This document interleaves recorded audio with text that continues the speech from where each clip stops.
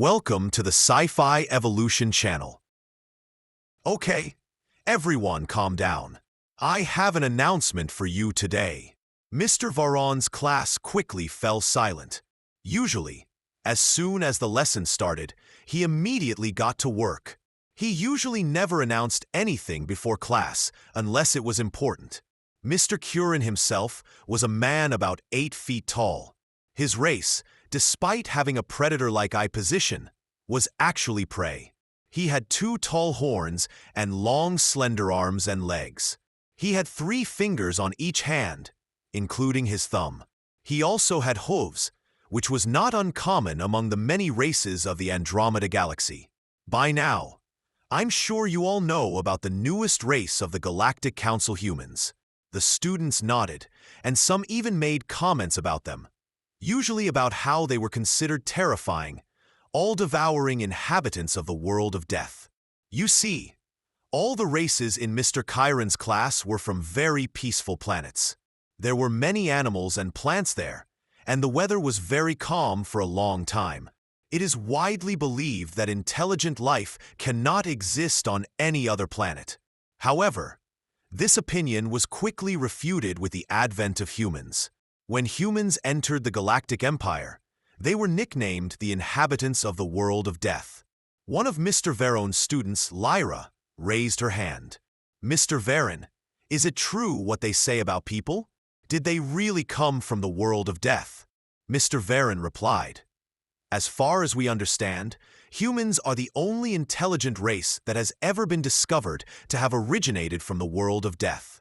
He continued, now, can someone please explain to me what the world of death is? Another student raised his hand. Death worlds are planets that, before the advent of humans, were considered completely inhospitable to intelligent life. The lower classes of the death worlds have only a few distinguishing features that give them such a title, such as natural disasters, poisonous foliage, sudden temperature changes, or violent animal predators usually lead to death. There is only one dominant plant predator, or natural disaster in the worlds. Such worlds are already rare, and the presence of multiple factors affecting their ranking is even more rare. Yes, this is a brief description of the death worlds, Mr. Chiron said. I'm sure you're all wondering why I asked you about this newly discovered race of death worlds inhabitants. That's because Mr. Curran cleared his throat, and the students froze in anticipation. There will be people studying in this very educational institution. One of them will even join our class. Everyone froze in fear.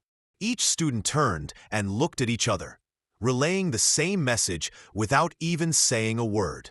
Lyra, Pyrox, was the only carnivorous animal in the class, and everyone was already afraid of her. Heck, all the desks around her were empty for fear she might try to eat them. Of course, she wouldn't have had the self-control to do more than that. But the thought of it wouldn't leave her. Almost everyone at the school, with the exception of the staff, was afraid of predators as such, but not of the inhabitants of the world of death, which added a whole new level of fear to the overall picture. Moreover, there were so many things they didn't know about them. Finally, Mr. Curran broke the silence, as transferring a new student was such a big deal for our class and, more importantly, for our institute as a whole. For the next 45 minutes, you will be given time to do as you please. You all know the rules. Don't leave the classroom without permission, do nothing inappropriate, and don't make any noise. As soon as 45 minutes are up, your new classmate will arrive.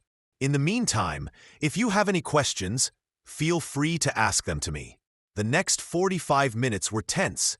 Even Mr. Chiron was a little worried. He hadn't even met the man before. He didn't know anything about their race, planet Zirian lifestyle.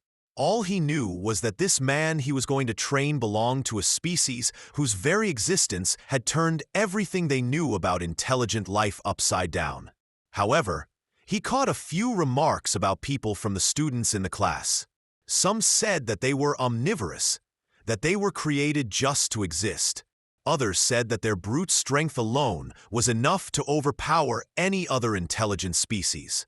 Although in most cases, Mr. Chiron would dismiss such rumors, after all, this was a special case.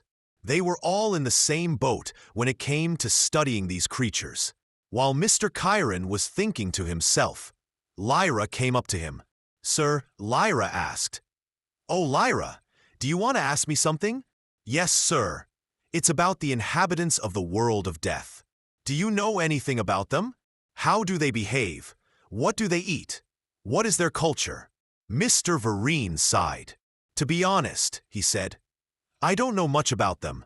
We have only recently learned of their existence and are still studying them. Lyra, I, like you and everyone else, am confused about these people. Although if I were you, I would refrain from using the term inhabitants of the world of death to describe them. They might be offended. Do you think what others are saying is true? You know that they are omnivorous, or that they are the strongest intelligent species in existence." Lyra thought about Mr. Chiron's thoughts for a moment before answering. "Well, if you're referring to the rumors of omnivorousness, then I highly doubt it. All creatures, primitive or intelligent, feed on either vegetation or meat. There is no evidence that a creature could have evolved on a planet with enough of both resources to become an omnivore." As for the rumors about the Force, Mr. Chiron was silent for a moment, deep in thought. "It is possible that your race, the Pythian Rocks, is carnivorous and quite powerful.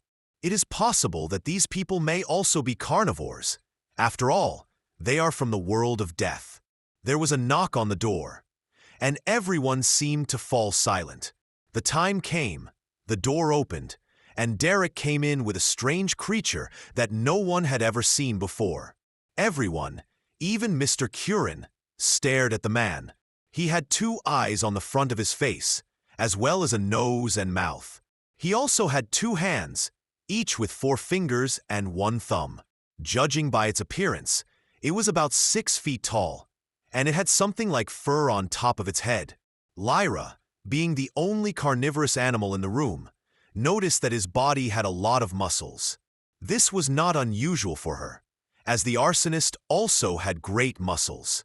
However, the creature's muscles seemed much more robust than those of any other race she had seen.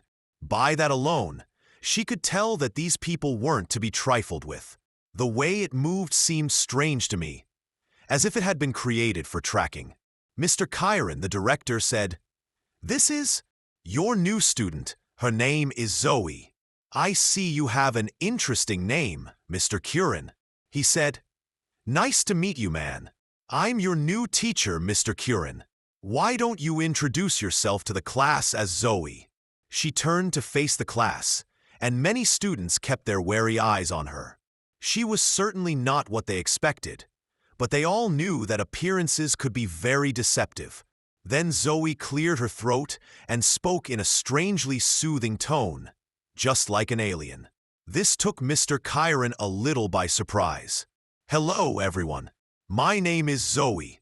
I am from the planet Kerber in the Orion system. I'm 16 years old, and I think you would mistake me for a woman."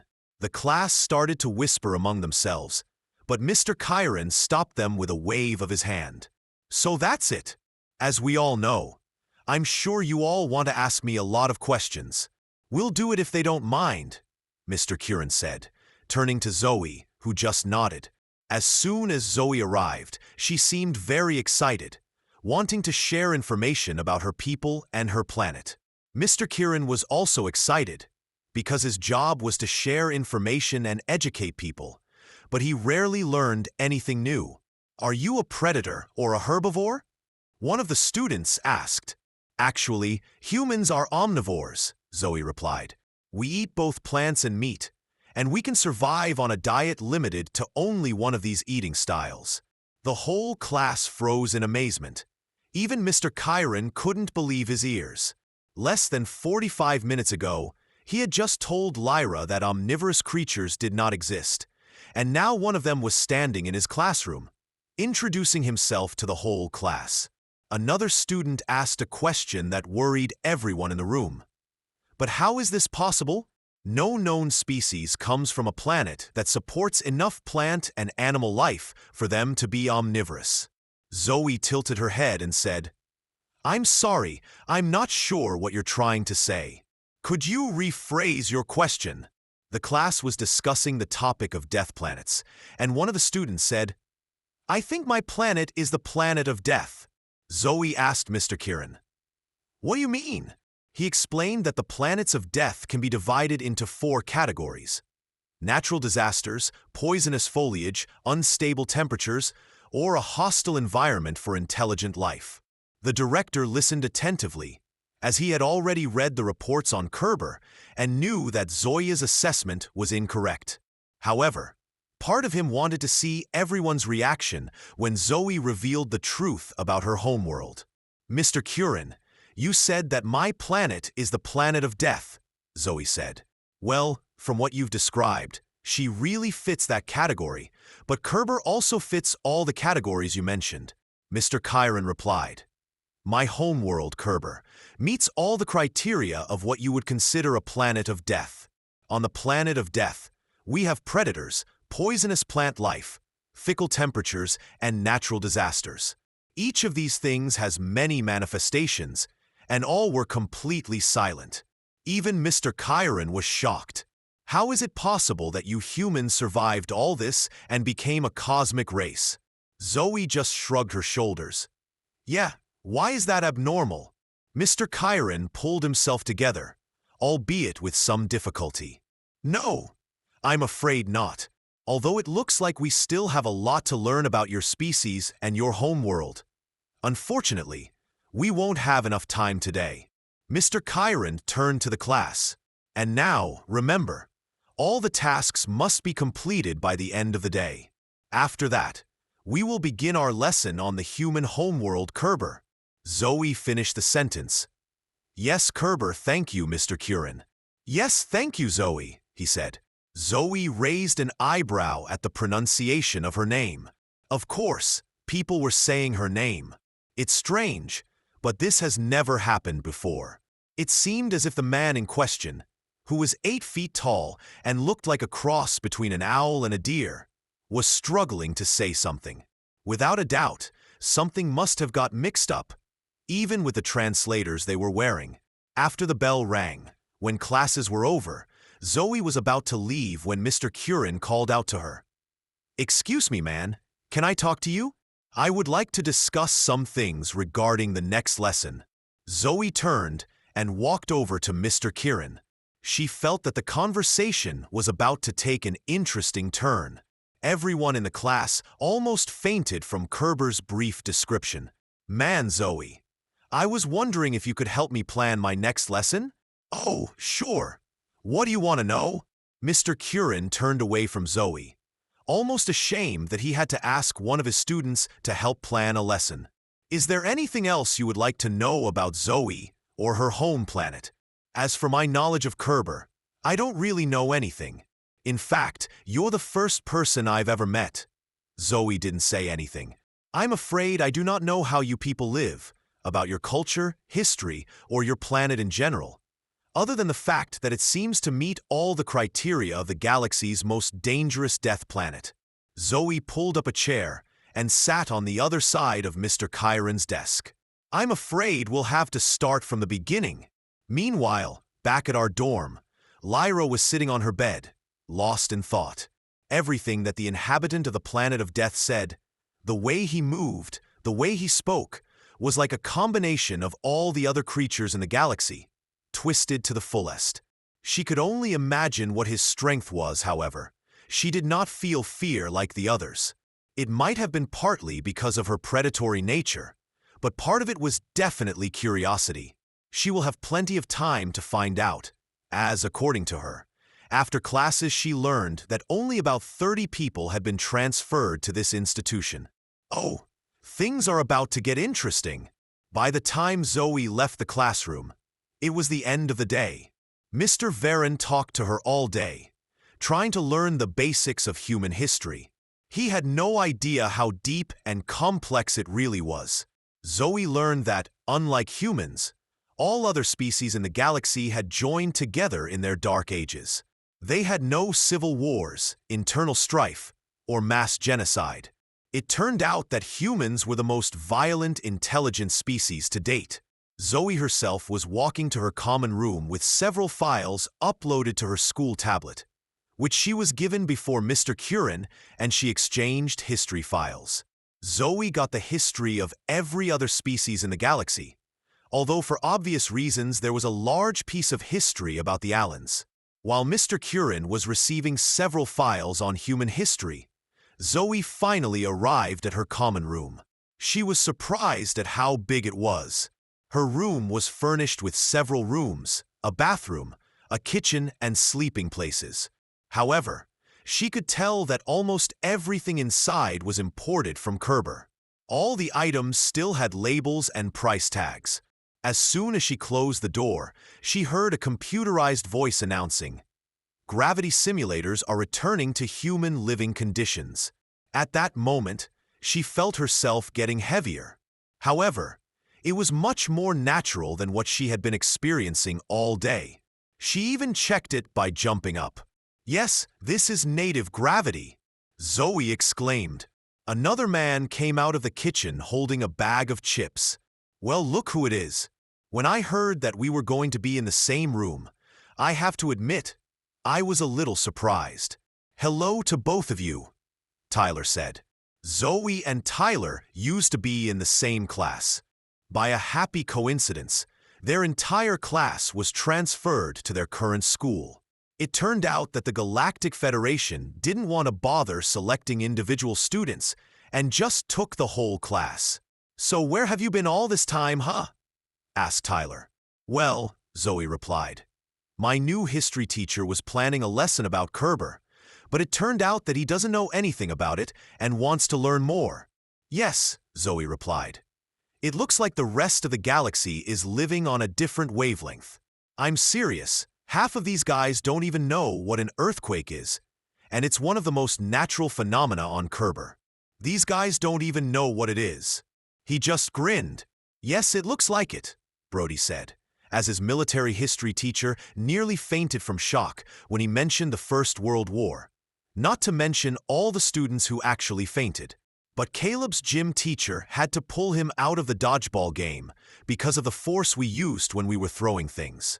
And don't even start talking about the argument that Jen started with the canteen worker at lunch when she found out that no one was cooking.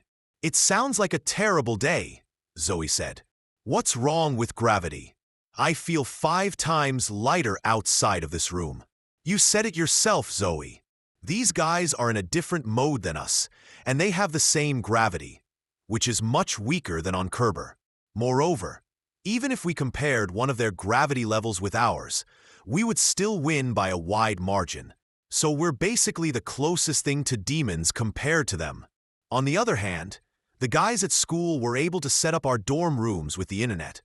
Although I'd like to know how we managed to make it work halfway across the galaxy. I'm not complaining." Zoey perked up when she heard that. "Thank God. I thought I was going to die of boredom. Well, I'm going to eat something. Tell the others that I'm here." "We'll do something like that," Tyler said before going back to his room to finish his bag of chips. Meanwhile, Mr. Curran was going through the files Zoey had given him. He was trying to make sense of what he had read about Kerber. It seemed unreal to him. Giant storms that tore entire buildings off the ground. A mass of rapid tremors from beneath the surface of Kerber that tore apart entire cities. Giant mountains spewing molten magma, which was thought to be found only near the planet's core. These were all classified as natural disasters, and he hadn't even finished reading them yet. He spent less time reading and more time thinking about how people survived in these nightmarish conditions. But Zoey even mentioned that humanity had reached the point where it was actively killing its planet and destroying the ecosystem. The very thought of a race that could defeat this was terrifying. Bringing such a world to heel, let alone bringing it to its knees, puzzled Mr. Chiron more than anything he had ever heard. While still working, Mr. Castro, the director, said, Entering the room, Mr. Curran screamed in surprise. He didn't expect anyone to show up at this time. "Director, I wasn't expecting you," Mr. Curran said in surprise. "I thought I'd stop by to see how you're doing, old friend. I assume you're reviewing the materials for your next lesson."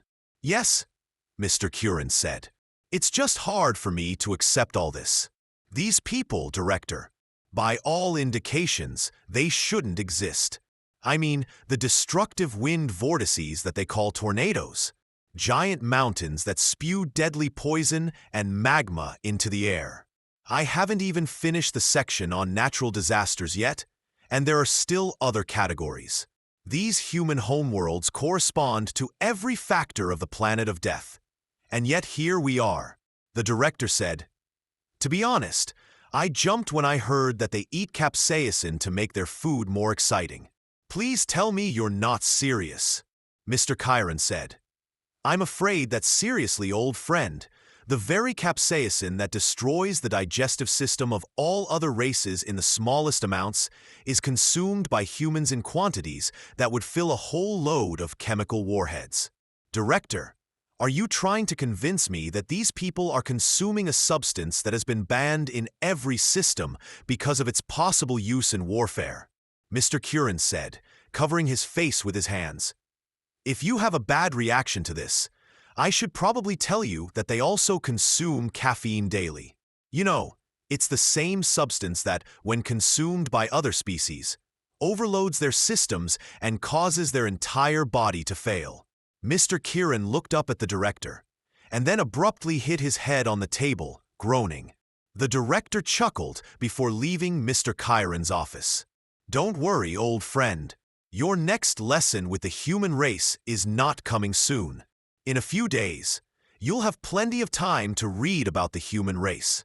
Until then," Mr. Curran looked up and let out an even louder groan. "If the shock of these files doesn't kill him, then people might just do it."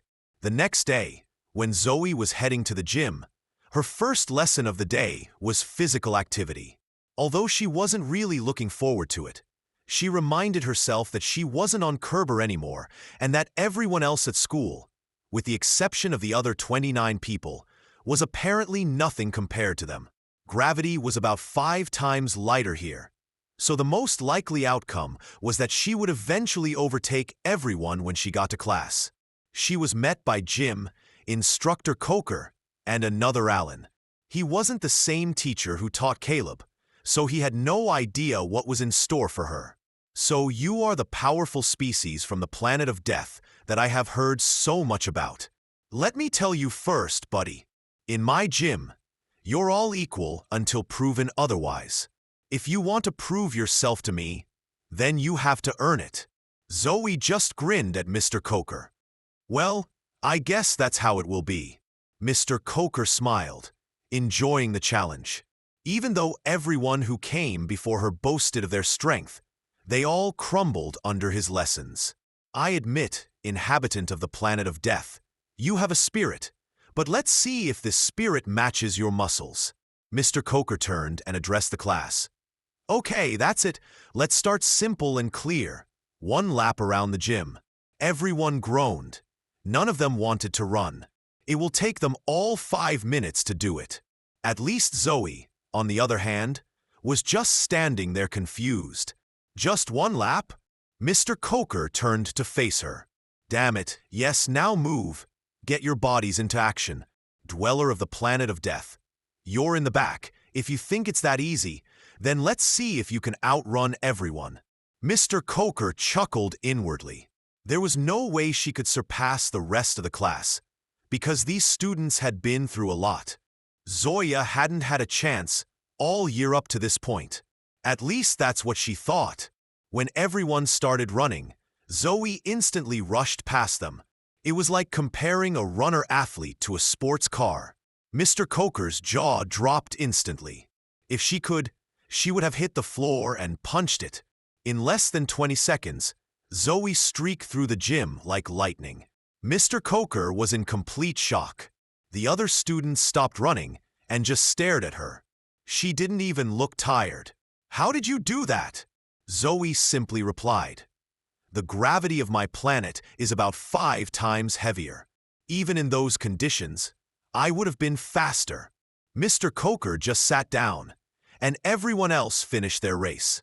I think I need to sit down, Zoey said, approaching Mr. Coker. So does my spirit match my muscles? Before Mr. Coker could respond, the gym doors opened and Tyler ran in. Sorry I'm late, sir. I got lost trying to find this place, Tyler said. I told you we were supposed to come here together, Zoey said.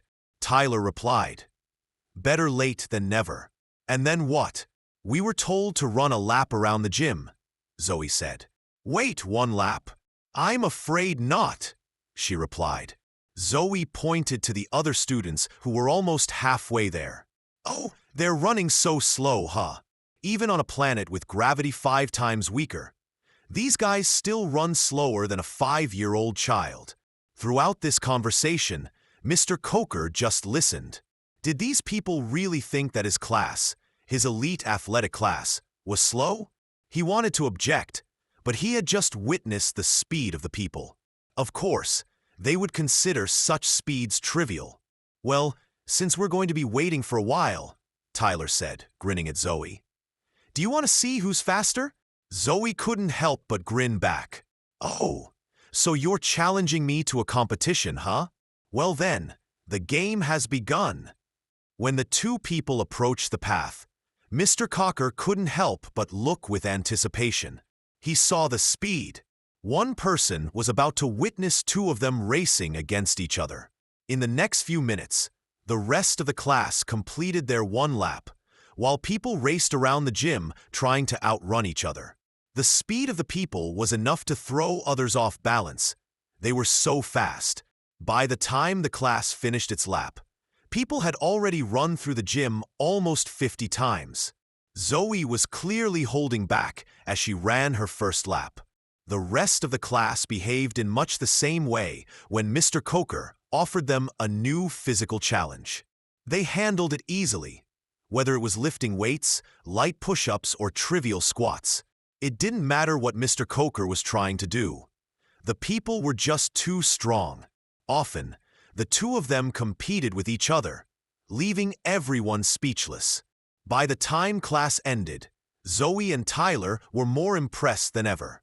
It's time for everyone to go to the cafeteria, Zoey said. This competition has whetted my appetite a lot.